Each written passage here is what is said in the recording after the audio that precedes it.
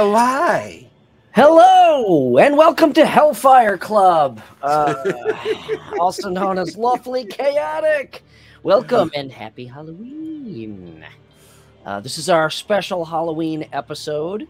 The only thing special about it is us, because we're all special. That is true. We all come from special parts of our own mind. Yes, we do. Don't you know that I sell some of the best cheese? If you come and buy my cheese, it will smell like your toes. Are you a Viking or a Minnesotan? I don't know if there's much of a difference depending on your perspective. Welcome. Thank you for joining us. As with me always is my Viking friend, Olaf van Ogreson. Olaf van Ogreson. And the good witch of the Northeast corridor. I think she's the good witch of the Southwest. Okay, Southwest. She eats the tacos. You know, she's good. She's a good witch. I enterprised in airlines, so I had to broaden my horizon. Thank you for joining us. Tonight we are going to be talking about some awesome real-world places that you could visit to experience all kinds of cool fantasy realms. But first, do we have any announcements? Barrybot. No, we have. Although, actually, I have a special one shot for this weekend on Saturday from 4 p.m. to 7 p.m. Pacific time over on the D&D Club's Twitch channel for a special one shot with our DM here, Mr. Jason. So come and check us out. It should be rip-roaring fun. I will be playing part Etten, so that should be really fun. Half of an Etten, one head of an Etten. That should be extremely interesting. I want to see that. Yes. Awesome. Jace, you got any announcements? What are you up to now? 27 tables a week? I just wrapped up my 5th campaign. And wow. Not only am I just like floored at how amazing it's been over the course of the last 5 weeks. So my Friday, Saturdays, and Sunday games are still going. My Tuesday night, or my Tuesday 3 to 6, my Wednesday 3 to 6, and my Wednesday 7 to 10 wrapped up. And then before that, my Denizens and Masters had wrapped up. I'm just like, I'm on cloud 9 because all those same groups I wrapped up, with the exception of the Denizens and Masters group, which was my more private group, they all wanted to do another campaign together, each of those tables. That's awesome. Holy cow. I now have 3 second Spark tables. Awesome. That I've reorganized and beginning to get ready to launch those. I'm floored. Yeah. So Sweet. Got a lot going on. And I don't know. It's crazy. If you would have told me this was all possible 10 years ago, I would have been like, what? Well, that is with an old man like that. That's fantastic. I got no. What about you, Brian? I got no announcements. You're rocking the locks tonight. I am rocking the locks, and so I gotta say, I think I prefer bald because this is hot as shit. I'm gonna have to lose this jacket, and then I might have to lose the hair, but we'll see how long I can hold out. No, I ran one of my games last night, my homebrew campaign, with my Primo Star group running that. I'm utilizing them as kind of a I'm incorporating their decisions in helping me actually write the campaign, which is really cool. Ooh. And it's informed a lot of the writing that I've done. So we were playing last night, and they hit one of the encounters of one of the big bad evil guys, and it couldn't have gone more perfectly. It was they did an awesome job. There was one point, I won't make this a long story, but a little bit of sorcerer's wild magic happened at one point, and they almost fireballed themselves and killed the entire party. No joke. But I had to pull the DM card and re-roll that one because that would have been a sad ending to a good story. Yeah. You're a most merciful DM. Yeah, I was in a good mood. So, yeah, that's all I got. So, Sharon, take us away. What are we talking about tonight? Hello, everybody. Welcome to another episode of Lawfully Chaotic Special Edition of Halloween. Today, we are going to be talking about all things magical today, places that you can actually visit.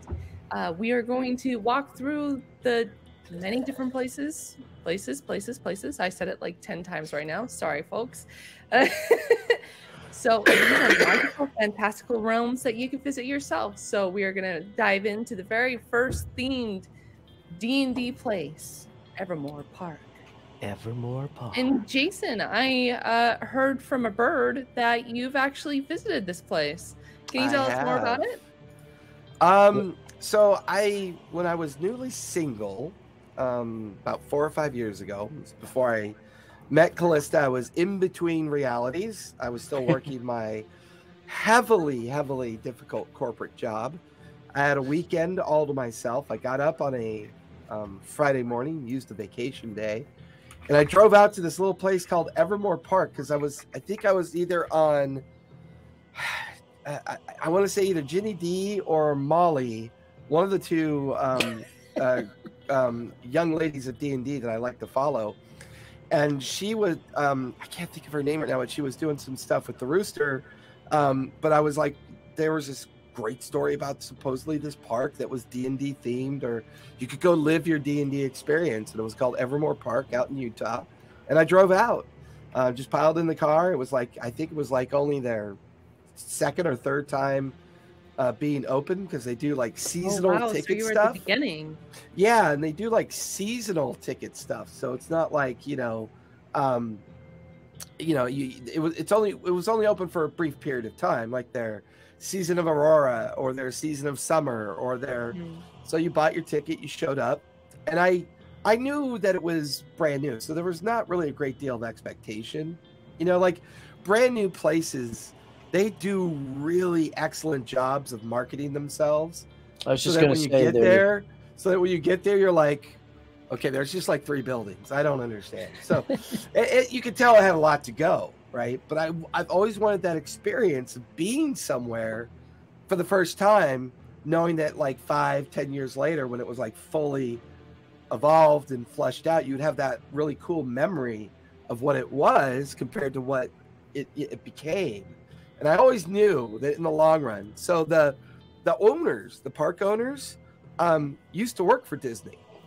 Oh, wow. Oh, really? Yeah, they used to work for Disney. Part of their I want to say the light and magic portion of Disney. Yep. Which, if you see the place at night, it totally makes sense. Because at night, that place is gorgeous. Now, that being said, I went when it was cold. Oh, so I dressed up in all my Viking, my Kiev Rus Viking attire, and had my big hat and my big roost coat, and wandered around, and it was fun. I'm glad I did it. It was a lot of fun. Looking at what they do now, it's night and day compared to what was there before. Right. How so? They have a lot more acts. They have more buildings that are done. They have more food options. The restaurant wasn't done yet. So the restaurant, which sits just outside the park, and you have to make a reservation to eat there, is gorgeous. When I was there, was just this big, huge, gorgeous outside building that hadn't been fully realized inside yet. And now that's all done. The character involvement is a lot more. Their guild, their guild interactions are a lot more. There's a lot more people doing guilds. And it truly is it's an immersive experience. Everything you do there is fully immersive. And it's a lot of fun. It really is. That's Yes. awesome. And I can't wait to go back. Yes, for those that have never heard of Evermore Park, basically it's this theme park out in Utah where you can actually dress up in your D&D characters, and there's actually events where you're given a quest and you actually go throughout the park and talk to different people, different characters in the park, and you're actually able to learn as you go and take these quests the lore of the entire park. And there's actually seasonal events in the park that have an ever-changing storyline to it. So cool. Yeah, That's it's really amazing. cool. You could do archery. You could go to the tavern and meet like a dwarven, bartender there. He'll tell you tales and stories of like, youth. I haven't been there personally, but that is definitely one of my bucket list place to go. So That's awesome. Andrew, thanks for joining us, man. Good to see you back. Very cool. I have never been to one of these places. I haven't even been to medieval times. Really? Yeah, closest thing I've done is That's like the Bristol dipping your Renaissance toe Fair, in and yeah, right. Well, I know. what'd you think of the Bristol Renaissance Fair? Because I think the Ren Fair should get some time. We'll talk. Yeah, about the I Ren mean, Fair. so Bristol is Bristol's in Racine. Well, yeah, it's right outside of Racine, Wisconsin. So it's like an hour from me.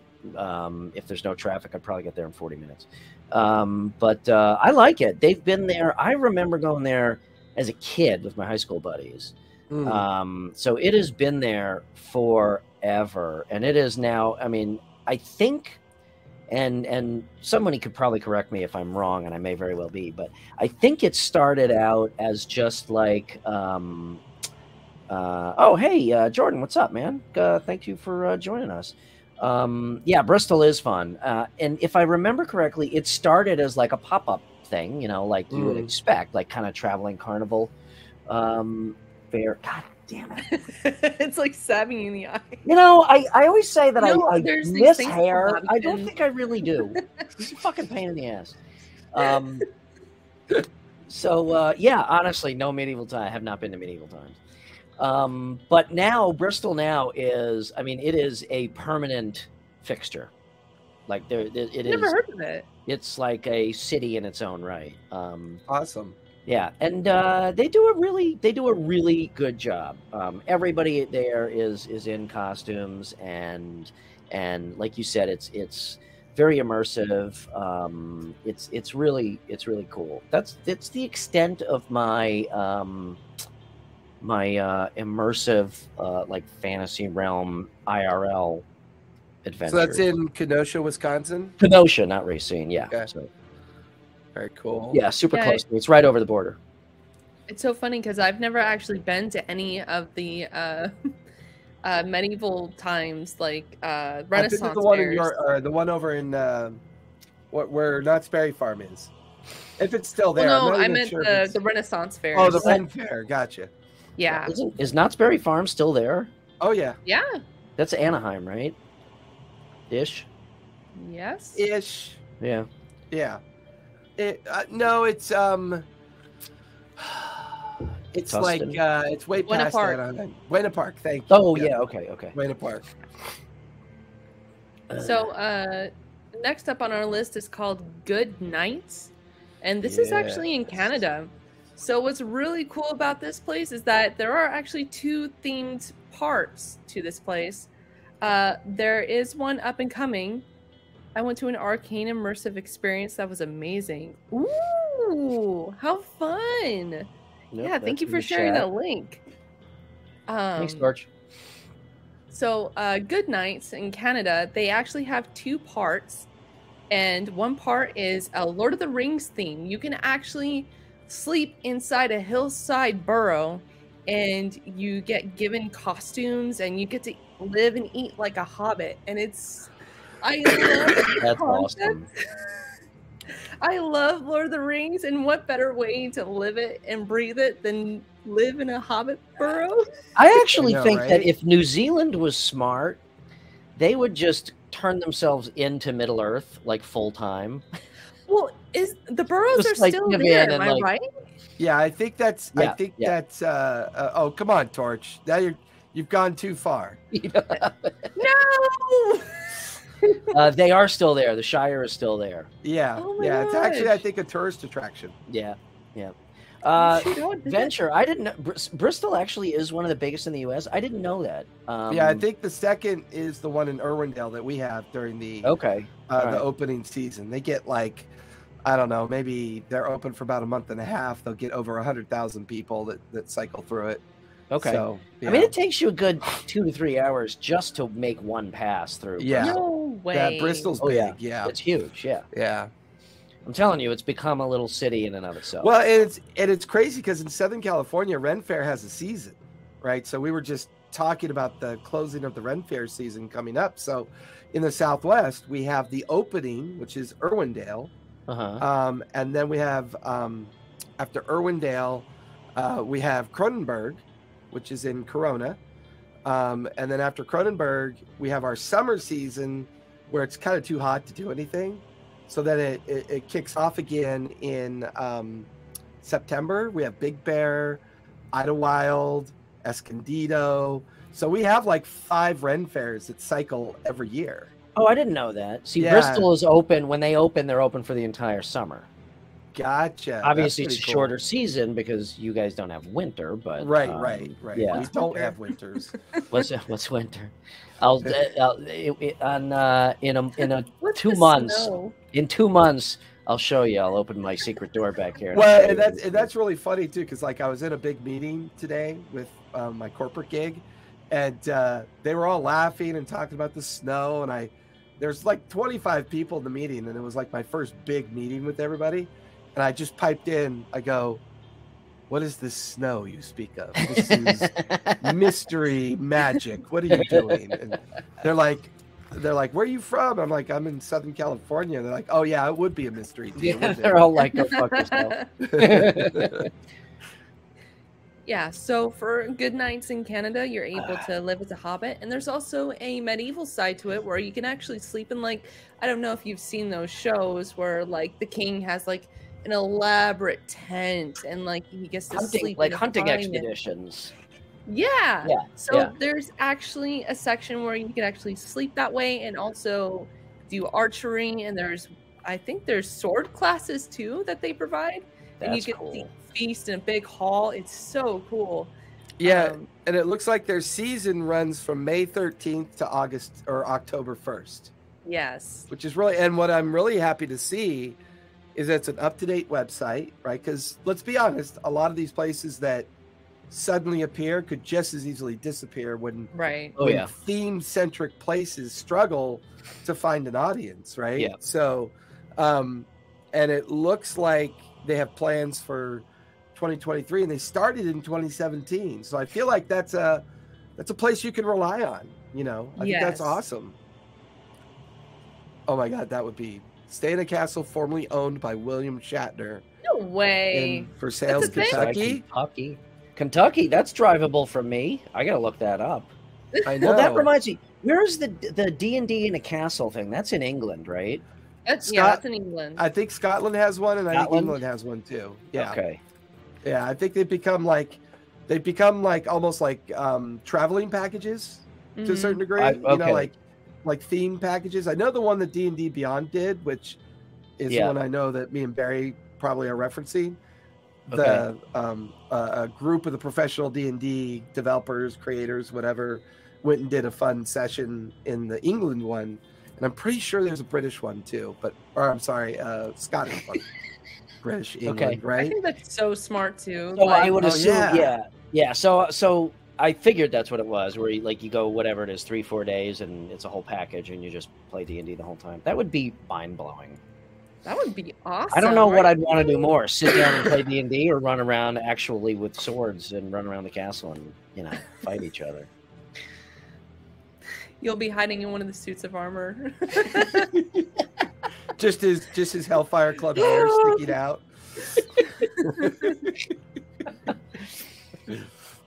Yeah, ever since Brian dressed up, he just can't give up the long hair. It's like, it's my real hair. I'm about 3 minutes from taking it off because I am my neck is just soaked. What do you mean, Brian? Come on, flourish. Well, I don't know what this. I think this wig is made of like horsetail hair or something because it is uncomfortable. Well, I think, and the one thing I love about these things like Evermore Park, the Good Nights in Canada, I think there's a real want for people to want to be outside again, amongst people and enjoy like fantasy again, awesome. Post-COVID. all in Oh wow! So costume. they have specific DMs. Oh shit! I'm gonna have to run some games, and I'm gonna have to run some games in England in a fucking car. Oh, speaking of which, have you guys heard about the D&D cruises? I think They have so. they have D&D cruises now. Callista found I think Royal Norwegian that you buy a whole package to play D&D on a cruise ship. Like a full-size cruise ship? Yeah, like the real deal. So there's like 3,000 people playing D&D on a boat. On a boat. That's Not sure how I feel about that. That to me sounds like just hopping on the bandwagon. Oh, come on. That bandwagon's full of nerds. It'll be okay. Okay. So you can go on a cruise and play D&D and get Nova virus or whatever the fuck it is. Oh, brother. Fight some sharks at sea. All right, so those are the places that you can visit as a park. Now, have you guys ever wanted to eat or drink at a D&D themed restaurant? Why, yes, I have. You have? Well, I have. Let me tell you about the multiples of places that you can actually go to experience this. Feast like a king, drink like a bard. So, first up is TPK Brewery in Portland, Oregon, where it's a TTRPG brew pub that offers newbies and dice goblins alike for a actually D&D themed brews, and also you're welcome to join their campaign there you as go. well. Lawfully Chaotic live on a cruise ship. Would probably catch on fire. Yeah, I would. We might need more than you seven who join us faithfully every week. Although I guess if it's a small enough boat, it'd be perfect. So, well, and Barris, since you bring up the TPK Brewing, I've always wanted to open up a D&D themed coffee house, where like all the coffee is named after D&D references. That's like cool. Drow extra dark, or bold orc, or lucky feet, whatever. Just like have a real fun kind of like D&D theme around Barboldian brew. And just it's so Baldur's easy. Brew. Yeah, Baldur's I love it. Brew. Baldur's Brew, right? I love it. There you go. Baldur's Gate Bowel Mover. That's one of Brian's friends. Because he's of that age group where they worry about that. So are these, Sharon, are these specifically restaurants, or are these like taverns where you can go play games and also do coffee and drinks? Well, for TPK Brewery, it is a place to just imbibe and also play D&D. What's really cool is that they offer small-scale campaigns for newbies and, just casual gamers alike. But there's also a themed campaign with the brewery called the Layfarer's Chronicle that you can actually join in on. And there are actually themed beers for what happens in the campaign as well as the season, like the climate. So I thought that was really cool. Like, that's cool. If a castle's in siege, they're gonna release like a castle brew that's like, Castle Siege or something. So I think that's really interesting, and they're actually going to be opening in spring of next year. So, and where are they? Portland. Yes. Oregon or Maine? Portland, Oregon. Cool. That's awesome. All right, what do we got next? All right. God, this has got me going back down my rabbit hole of like all the places. I mean, like all the game shops. It's funny because I know we're talking about eateries and stuff like that, and looking at the Splintered Wand when Barry sent that out, that is just so cool. That's just so cool. Yes. So that's actually next up on our list. All you wizened wizards and wobbly woozy wizards. Wobbly Have you ever gobblies? wanted to go to a pub and imbibe and regale all tales of old? Well, look no further to the Splintered Wand in Seattle, where the Wizard Bar is owned by Jeffrey Thaddeus Constantine Balk, a centuries-old wizard that happens to use title in interviews as well. Oh my god, And that's what's really awesome. interesting about this place is that there's an alchemist section where you can brew your own special potions and also dine with dragon bones. So there's actually a small, fun little fact about this restaurant. Not only is it owned by wizards, but there is a body of a skeleton that's at the bar. It appears that it was a wizard that a long time ago kind of passed out and never left. I love it. I love it. Okay, this place looks phenomenal.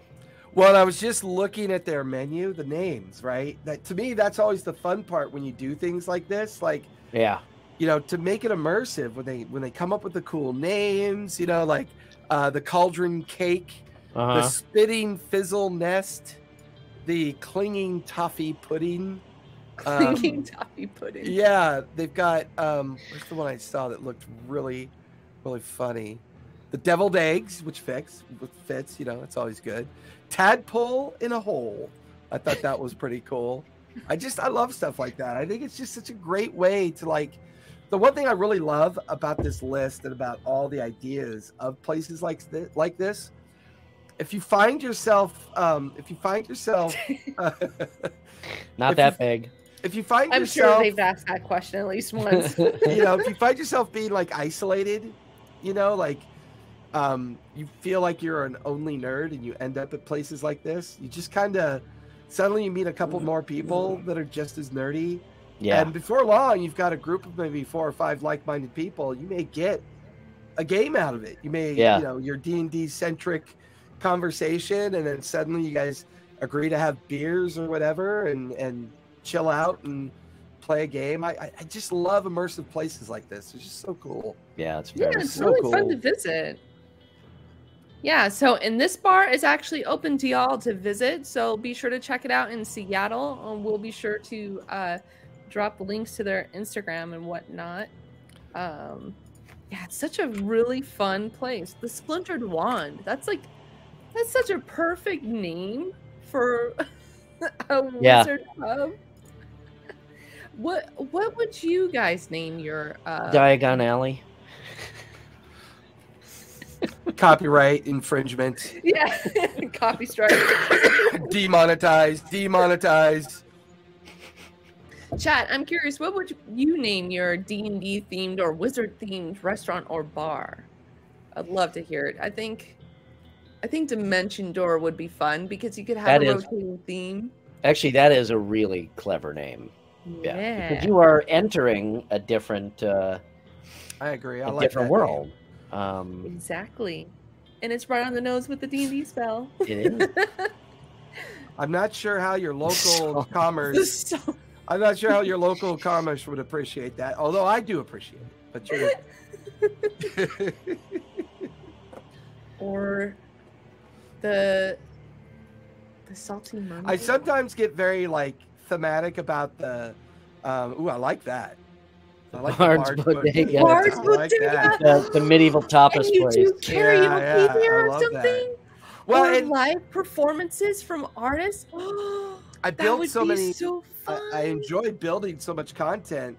I always find myself getting lost in the idea that my taverns and inns that I build for in game could become real. You know, like Yep. Exactly. And they brought that into the real world, and I think that's so fun. So cool. So cool. So the last and very certainly not least, we have the Griffin and Gargoyle in Wisconsin. This is the birthplace of Gary Gygax, D&D itself. It is and an hour from me. An hour and a half. So for all of you, this is an adventurous bar and restaurant with a wizard antiquity shop that is attached. That's called the Curated Curiosities. And what's really great about this place is not only that you could sit and eat and experience all things medieval and D&D, but you could also actually shop from actual artisans and get your adventuring gear, anything like your clothes, your wands, your utility belt of awesome. And you can find that all here. And then I love that part. The Gnome Alchemist, right? That's the bar, right, Bear? Yes. Yeah, that's awesome. That's so cool. When is this place supposed to open? I need to go up there. 2024. Yes, in 2024. Very cool. So I do have a little surprise for you, which I plan on taking my significant other to. We have a restaurant here in Southern California called the Hobbit Restaurant. What? Oh, yeah? Yeah, it's in Orange County, and it's called the Hobbit Restaurant. I dropped the link in the chat. It is absolutely amazing, and I'll be booking that place for a very special thing I have planned for me and my significant other. Oh. So, yes. It'll be both a dating anniversary on top of another plan I have in mind. Oh, it doesn't look necessarily. It looks like the menu is right. The menu is very Hobbit themed. Right, but the restaurant it's not like a immersive thing. Actually, it looks like a very nice restaurant. It is, but it's their wine cave that has their wine basement. It feels like you're inside the Green Dragon Tavern from The Hobbit. That's cool. Only it's all wine throw it up themed, on right? screen. It's all like I a wanna wine house theme. No way. How am I barely finding out about this? Ooh. I mean, it looks very fancy. They don't Very have fancy. they don't have gallery. Which web page are you on? The one I put in there? The Hobbit restaurant. Oh, interesting. Because when I land on their page, I get their home. Go to their homepage because their homepage has all their gallery shots. Oh wait, that's Ocean City. Oh my God, that's the wrong one, my friend. That's Ocean City. That's probably like another branch. Huh. That's in Virginia. Yeah, that's the wrong link that you went to. Well, that's then, weird. Well, now we know that there's two. The link's in the chat. It should be that link I put in the private chat or the comments. We'll check it out later. We should do much time. Move on. He's such a technically challenged person. We do need to get him a production designer for sure. For absolute sure. That's awesome. Yeah, so these are all the D&D themed parks and restaurants. Yeah. Which places have you guys wanted to go to from this list? Man, I want to go to the Griffin and the Gargoyle only because it's close by, but otherwise you should go to the Knights one. That's pretty close to you. Canada's not that far, right? Yeah, it's only a hop away. Depends where in Canada. Alberta, I think. Alberta? Isn't that the top? I love how you talk about a country's location as having a top. That's where all the snow is, I think. Oh my God, this is I promised myself I wasn't going to go down this rabbit hole, but I can't help it. There are a lot of people doing this now. Like there's Venture restaurants. It's crazy. Venture Berrybot and Storyteller TTRPG Academy. Jason are from LA or thereabouts, and I'm in Chicago, Southern California. Yeah. Where the sun shines. Where the sun shines. Okay, I think I'm going to have to de-wig myself because I can't take this anymore. This is like a prisoner of war camp torture. So I'm going to lose the hair. You will suffer for your passion. Oh, you should have headbanged it off.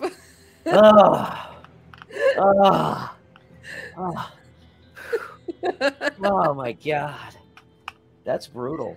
Air. This is Eddie Munson 50 years later. If he didn't die. Oops. Hey.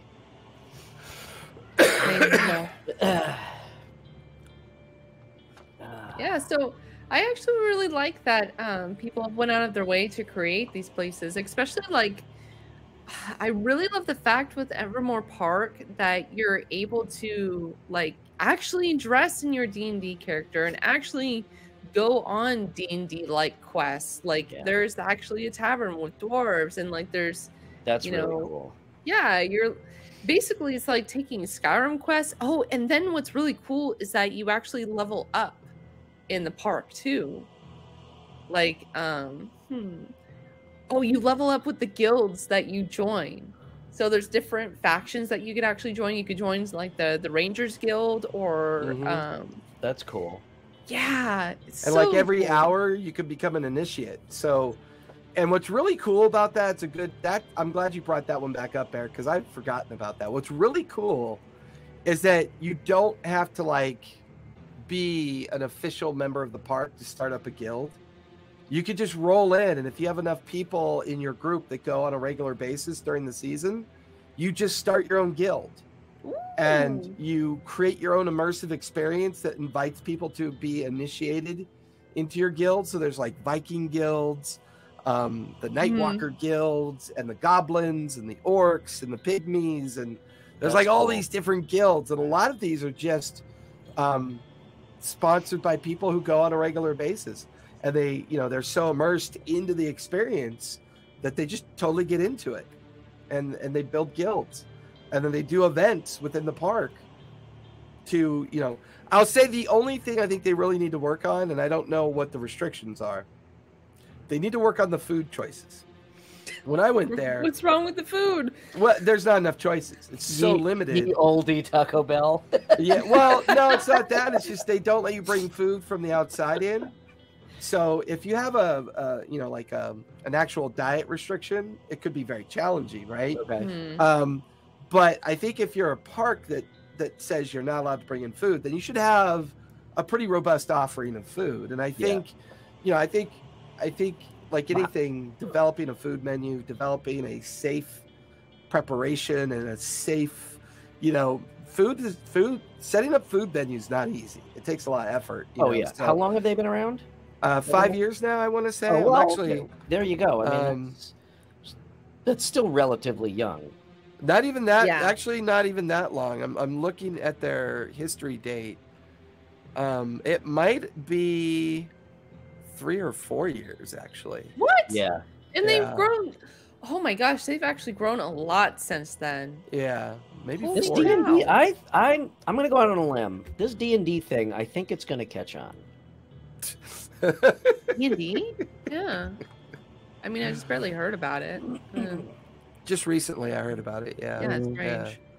Yeah. That's awesome. Now I want to open like a themed brew pub. Actually, there's a place literally down the street from me. It's like 4 blocks from here, called Snakes and Lattes. Hey, Andrew, have you actually been over there, or did you just? That's where they were going to set up the bachelor party, but ended up not. I have yet to be over there.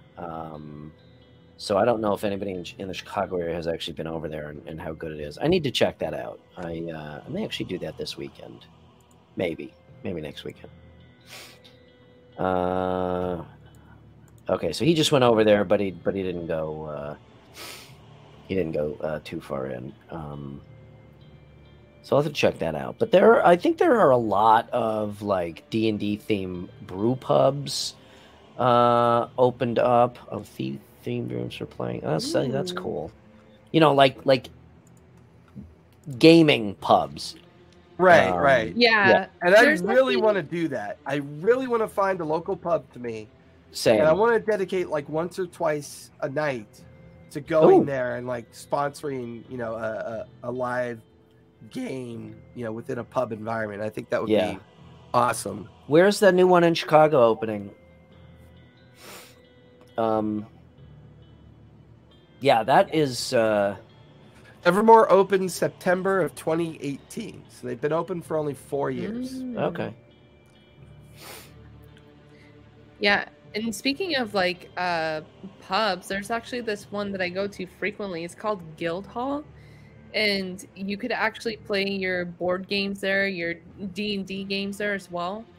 And it's encouraged actually this week that you get to dress up in like your D&D character costume.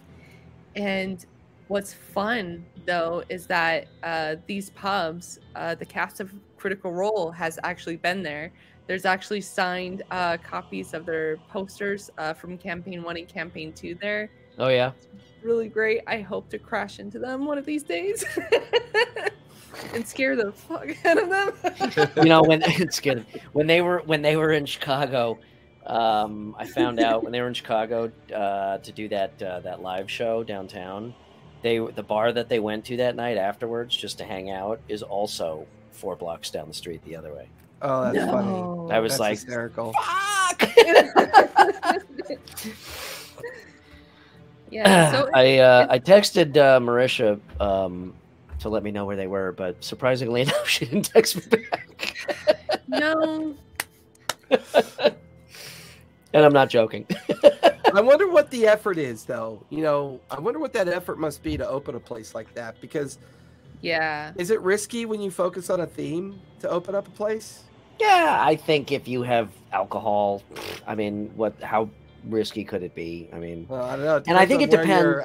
Depends on where you open up at and what the effort is to get an gonna alcohol license. I was just going to say, in Chicago, it's risky because getting licenses out here is like, I mean, it's fucking Chicago. So let your imagination run wild. California, we have the lottery system for licenses. So it's like you pay every year, you pay a flat amount of money to get into the lotto that you may never get picked.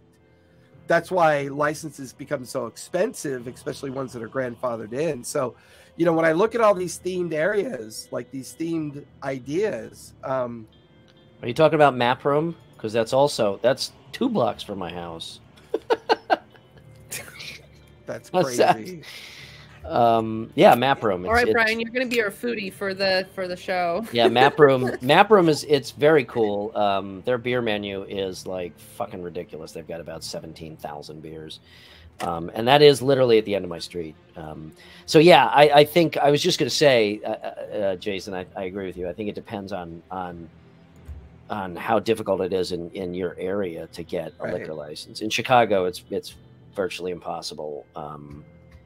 Unless you've got either corporate backing or a lot of money to dump into people's pockets. So, yeah, I believe there's even like a Star Wars themed and a Harry Potter themed bar here in LA. Yeah, exactly. Yeah, yeah, no joke. Star Wars bar? Yeah, there's a Star Wars bar. I should have included that in the link. I'm sorry, y'all. But yeah, I forget what it's called, but I think there's even like a Star Wars bar in the Disneyland part. Oh yeah, well there's a whole Star Wars area in the yeah. I haven't been to Star Wars experience. Yeah. Or whatever it's called. I'm exhausted. I apologize. I've been doing a lot of housework past couple of weeks and it's caught up with me. So my brain is working on about 2 cylinders. So your brain is Galaxy's Edge. Thank you, Andrew. Yeah, thank you. And the cantina. Yes. Whoops. The cantina. Yeah. And Galaxy's Edge. Ithaca Potter Festival every year around October that takes over the whole town that is freaking awesome. The whole town takeover. Oh, that's cool. That's for a 3-day weekend. Wow. That would be amazing. Something. The Potter Festival. I love that. That would be something. Wow. I've never even heard of that. That sounds sounds like so much fun. It's funny because a few years ago, I think it was season 2 of Stranger Things. So what was that? 3 years ago? I happened to be in LA at the time, and the the old Tower Records location on Sunset. Mm-hmm. Yeah, I remember. Yeah, they had taken that over and done a whole like Stranger Things pop-up. They turned it into the Starcourt Mall, and they had billboards all up and down Sunset promoting it, and you could go in, and it was really freaking awesome. Oh, you know what? Now that you say that, wasn't like the recent Comic-Con they were promoting the D&D movie? They were promoting what? They were promoting the D&D movie, and they actually had like a full-on D&D themed bar as well. Like, oh guys, I don't know if you've seen it. When they were promoting the is it the Den of Thieves? We did a review on it for the Yeah, D&D yeah. movie. So they actually had a themed bar where like they had like audio visual of like a dragon flying over the bar, and they had D&D cool. themed drinks, and they had like a museum. Like there is a demand for it. It's there. There's a huge demand for it. I have no doubt that if it's done right, there's a huge demand for it. I think. I mean, I don't know. This is complete conjecture, but I think it's probably a balancing act between being like too nerdy, you know, if and too commercial. You know what I mean? Like if you walk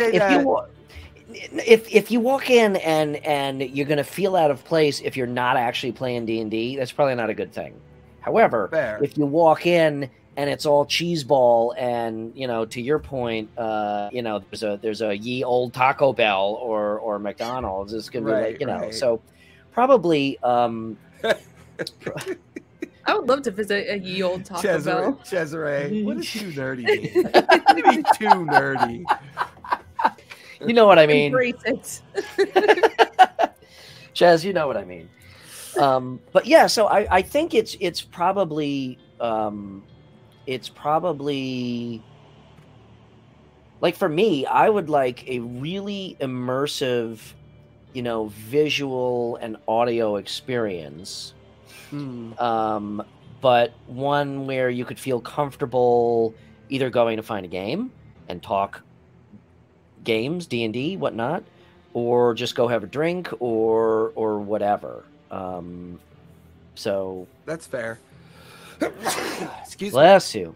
Bless you. No, that's fair. And I guess that's an interesting point, because like I think visiting Star Wars Land is interesting. But it feels sold out. Like it feels commercial. That's what I'm talking about. Yeah. But I've heard, I've never been able to get reservations, but I heard when you go into the cantina, it feels cool like that. Yeah. So it's like, I think it's that feeling and that balance that you're trying to strike. You know, you want to be, you know, you want to be immersive. You want to give. That ruins it. That ruins it also. You know, when ye old hamburger is like $47. But it's like, it's always that balance, right? It's that balance of, you know, does it look too slick and too modern? Yeah. Or does it look like something people feel like they can immerse themselves into? You know, it's a tough one. To your point about sold out, you know, it has to feel like, if it feels like that, it's going to fail. So I think the risk, and I know what I was going to say, to your original point of how risky it is, I think the risk involves picking your sub-demographic and not trying to cater to everyone, even within this demographic. You know what I'm saying? Yeah. Or pick the gamers and stick to it. And I'm not saying don't make other people feel like they're not welcome, but you know, it should definitely have a feel to it. You know, to keep up the illusion that it is someplace special. Right. And I think that's part of the problem, is once you try to cater to the fans, but then also like the family that just wants to go have a meal and a beer, it's already like it's like, it's uncomfortable sitting there watching all these people be hyper weird. Or the other way around. It feels uncomfortable to be hyper weird, you know, with staring at some old curmudgeon sitting at a table, just right, looking at you. Yeah, exactly. Yeah. So. I think it would be funny. And you know what? Torchseer brings up something that turned me on to the whole immersive experience when I was a kid. In Southern California, we had the Rocky Horror Picture Show. Oh, yeah. In Bolsa Chica Beach. So you could go to an old theater that could only ever could show one movie. And they used to run the Rocky Horror Picture Show from Halloween all the way to the following year. And that was my very first like experience with this idea of cultural immersion, like a fan topic that people love, and you're all there having a shared immersive experience. That do they still show movies at the Hollywood Cemetery? I don't know. That's a good question. They used to show movies at the Hollywood Cemetery also during Halloween, I think, right? Yeah. I don't know. That's a good question. It's weird it's weird that I know so much about your guys' town. Speaking of if they ever build a restaurant or an immersive thing based on Arcane, I'm there. I love that series. That was such an amazing, and I know Arcane's not D&D, but it was so D&D. Like the story, the characters was just so bomb, so good. I feel the same about. Oh, there's a LARP thing I wanted to share with you guys. Yeah. Let me pull it up because this is an amazing story. It's called Battle of the Ring. That I've seen, not personally, but that I've seen, Andrew. They did a whole the whole score of Star Wars. I want to see a live score of either God of War or like the Dark Souls games. Like that's my dream right there. That would be awesome. Sorry, sidebar, but none of this is sidebar. But I don't think we're focusing on D&D because that is king. D&D is king in this world, and that is what is as popular as you can get now. But we've mentioned Star Wars, we've mentioned Harry Potter. It could be anything. I mean, it could be a fucking Old West. It could be Cyberpunk. I mean, anything if done right. I actually think it would be really freaking cool to open up either. And I'm sure it has to exist. Yeah, almost like Westworld, but without all the deadly robots killing you.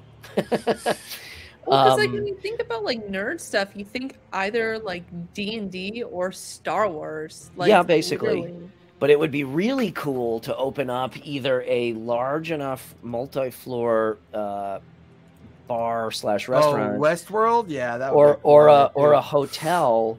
And it has themed areas. So here's your Star Wars area, here's your D&D area, here's your Cyberpunk area. That would be freaking awesome. So there's this really cool LARP event that I've been to a couple times.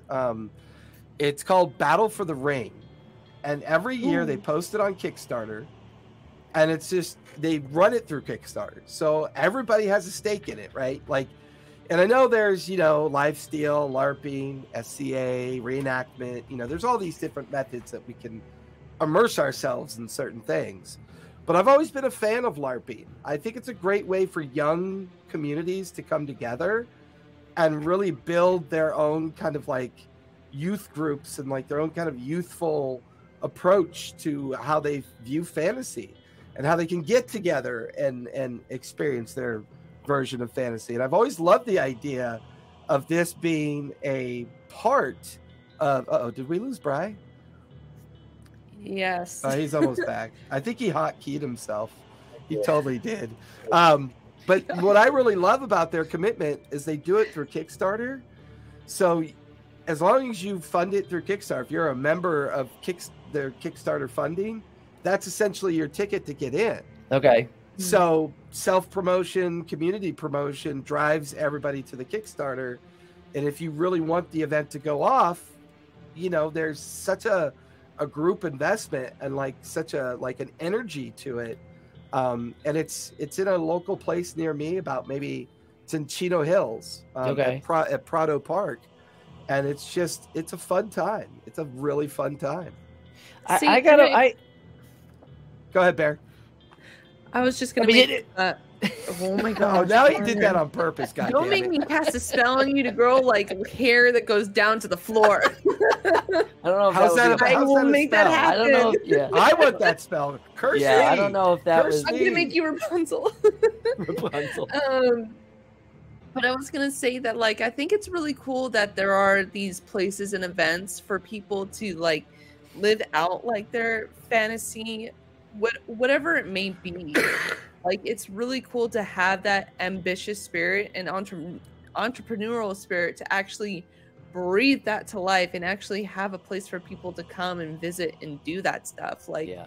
and I think that's why, like, you know, like Disneyland, for example, that's why they're so freaking successful, is because they're bringing the tales of what people have grown up with or have been around and bring it to life. That's why there's so many people coming. And I think with D&D, I think there's huge potential for that. I think it's at the ground floor right now, but people are starting to gain traction and starting to make these places come to life. And like I like the fact that there are separate places for that. It's not like one giant conglomerate place. Like, I'm not even sure if, like, would you think D&D Beyond or the Wizards of the Coast would ever want to create a park like that? Do you think that's something that they would do?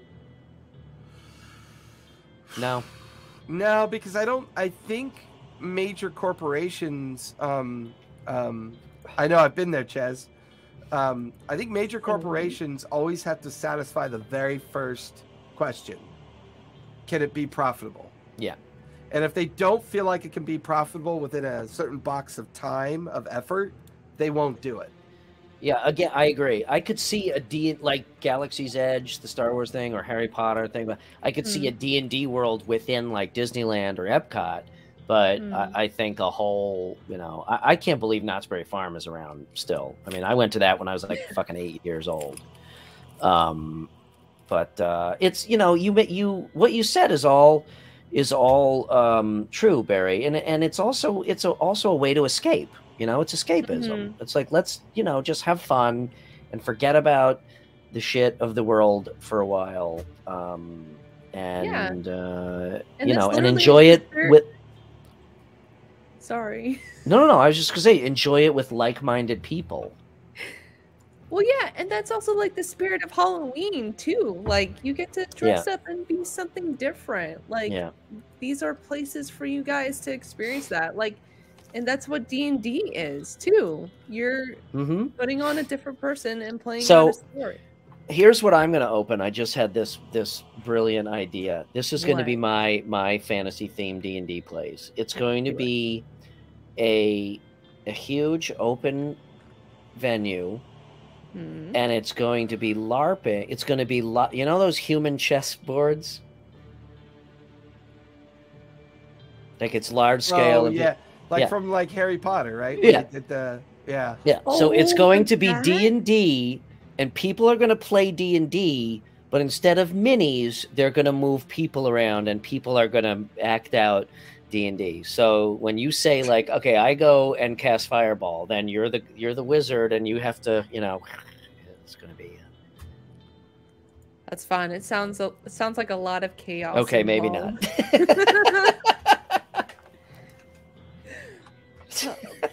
Yeah, that's the end game of like Wall-E, where everybody is just like 7,000 pounds in this chair with VR on. That's gonna be. By the way, we still gotta play that mini golf game, Andrew. We've been trying to hook up on Oculus for like 3 fucking weeks. You know what? I think honestly, it does have potential to become a park or something. I think at least maybe 20 or 30 years down the line, because I mean, D&D's already starting to, like, you know, make a movie, and they're you know, building a franchise out of it. I mean, slowly but surely. I think it would be really cool. I think it would be awesome. I mean, I would go. I did just remember on Oculus there is actually Andrew turned me on to it. There's a game called Demio, which is basically playing D&D. Like you see your hand and you have minis and you pick up your minis, and it's literally like playing D&D around a table, and you can see each other because it's VR. Whoa. As against as much as I'm against D&D becoming a video game in its own, you know, in its own right, this game is pretty freaking cool. Yeah. Yeah, Oh my goodness. Okay. Our hour is up. Yeah, I think we wrap there. Oops, wrong one. Rumors of a D&D world. Yeah, I'd heard see, that. Yeah, there you I'd go. heard that too. Yes, I'm calling it. We should like get all of these people that we've met, all of us who've met each other and all these people during the pandemic remotely who, like, I've never met you guys in person. We all need to, like, congregate somewhere in person and have just, like, a monster weekend. That'd be fun. Oh, that's right. Thank you for reminding us. How's your staff coming? Look at her face. I'm on you. I know you, buddy. I know you. We're gonna have I actually have the staff. I'm actually considering which materials to use for the Universal Studios. Yes. Yeah. See, Halloween apparently it's a by the shitty idea because nobody wants to do it. Yeah, so already have a staff ready. I just need to figure out the materials I need to put for Mayor's staff. I'm not sure if I need to use Warbler because it is a base wooden staff. So yeah, I'm not sure if Warbler or like foam needs to be applied to it. Reach out to our buddy Marsman. Yeah, and also, since you are doing not only like a craft build, but a cosplay prop, check out on Instagram. This woman is just unfrickin' believable if you like cosplay. Hold on. God damn it. Like, honestly, I love it when people cosplay, by the way. Type, I always Brian? wanted to We go went to over this Comic-Con. before. Hmm? Brian asked, how do you type? How do computers work, Brian? No, I can't remember her actual screen name because it's spelled weird. God damn it. Papers. Keep talking Yeah, because so I want to find I'm really looking forward to that, and I'm also thinking about. I mean, I'm gonna try to make light up crystals. I mean, I feel like that's gonna be a little bit overwhelming for me. Well, keep in mind, if you go to a lot of the hobby stores, Bear, they have a lot of like small LED wire lights and like lights that you can put into like plastic crystals and stuff like that. You can do it. I mean, look at your light show going on behind you. You got it. Yeah, so I'm excited about it. I'm just like, I have to breathe and then actually do it. So, yeah. I gotta show you guys my new dragon that one of my players painted for me. It's a Fey dragon. Really? Oh wow. Oh my gosh. Whoa. It's colorful too. It's basically I think it's the ancient white dragon, and I have plenty of white dragons, so I had her go creative, and she painted it Fey style. So it's meant to be a Fey dragon. Does it breathe glitter and fire and glitter? Farts cotton candy and breathes there jelly you go. beans. That's how you know it's. Okay, Sharon, I'm gonna have to send you her feed because she's unbelievable with her cosplay work. So I will send it to you. I apologize, I can't find it right now. I'm excited to take a look. Cool. Okay, let's wrap it up. Well, thank you, Dorito. I'll be sure to check that out for the LED light strings. Because I was thinking of making the base at the bottom and then kind of like wiring it around because the crystals are at the bottom. And I'm going to have to etch runes and stuff like that. So it's a lot of detail work. So that's why I was thinking of using Warbler or something. Yeah. I don't know where to get that, but I'll figure it out. We'll talk offline. Awesome. Well, this was like I said, I am admittedly not very versed in this stuff, as I said. The only place that I've been to is Ren Fair, but I'm gonna have to start checking out these places because they look just amazing, just really amazing. And some of them are up and coming. Yeah, so totally. You have time to book your reservations now and be the first ones in line. All right, awesome. Rollies. All right, rollies. Oh, we're doing rollies! Yay! Yes. All right, here we go. I got the. My unlucky die has not been so unlucky, although I just dropped it. God darn it. All right. Told you, I'm firing on 2 cylinders here. I hear you. I got a 6.